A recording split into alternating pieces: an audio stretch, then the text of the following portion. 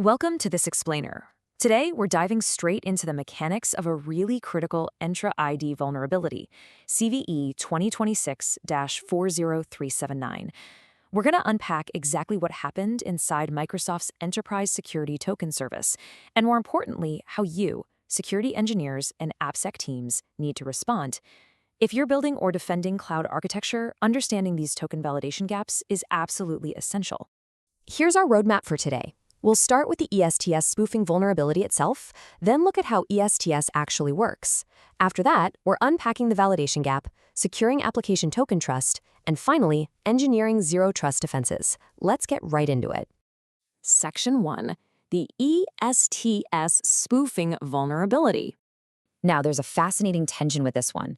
It's a 9.3 critical flaw, which is huge, right? Yet Microsoft's official stance was customer action not required because they patched it entirely on their servers. But as engineers, we know the reality is a lot messier than that.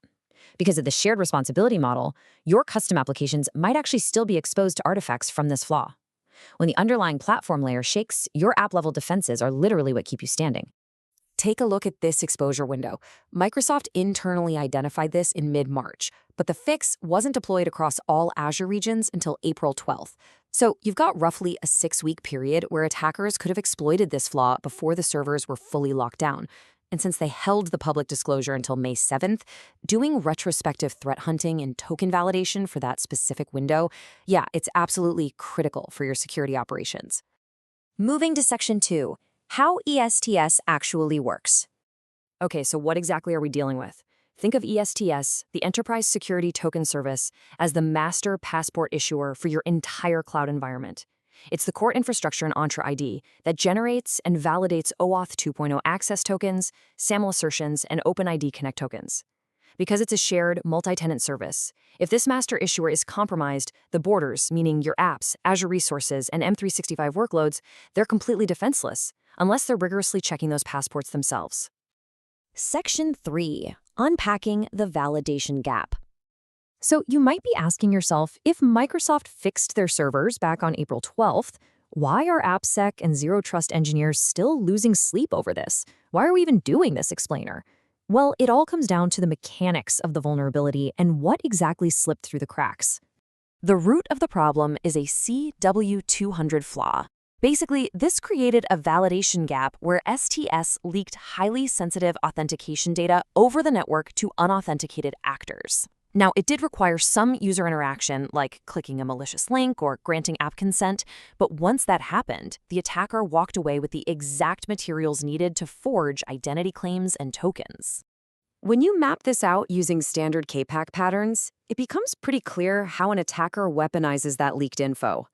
They can exploit the trust your client places in the token response, predictively falsify session credentials, or simply replay captured token artifacts. If a bad actor snagged a token, real or spoofed, during that March to April window, they could just replay it to completely bypass your normal authentication flow. Which brings us to Section 4, Securing Application Token Trust. This is where your AppSec teams really need to step up. If you have custom applications accepting bearer tokens from Entra ID, this right here is your literal engineering checklist. You must explicitly validate all of these cryptographic claims: audience, issuer, not before, expiry, tenant ID, and application ID. Seriously, if you're just trusting a token simply because it has a Microsoft signature, you're leaving the door wide open. Any token failing even one of these checks needs to be rejected immediately. Because if you don't validate those claims, you're walking straight into some of the most severe OS risks out there. A spoofed token bypassing your access control? That's a direct hit on broken access control. Failing to handle the cryptographic claims? Cryptographic failure. And ultimately, it all leads to a core authentication trust failure. The big takeaway here is that application-level authorization absolutely cannot rely on implicit trust just based on a token's origin. To build real defense in depth, you've got to go beyond basic claims validation. First, cross-validate the token's roles against your own internal authorization data stores. Don't just take the token's word for it. Second, enforce strict PKCE for public clients to stop code interception dead in its tracks. And finally, look into token binding, like Depop. This cryptographically binds the token to the client, meaning even if an attacker steals a token via session replay attack, it's completely useless to them. All right, final section, Section 5, Engineering Zero Trust Defenses. let's zoom out from the app code and look at the broader architectural picture. True zero trust means we operate under the assume breach principle. We have to assume the network is hostile, and honestly, we have to assume the identity provider itself can be compromised. So for that March to April exposure window, we have to treat that as a literal breach period where tokens could have been silently compromised, which means taking a hard look at our continuous verification mechanisms. This right here highlights the massive difference between traditional token setups and actual zero trust.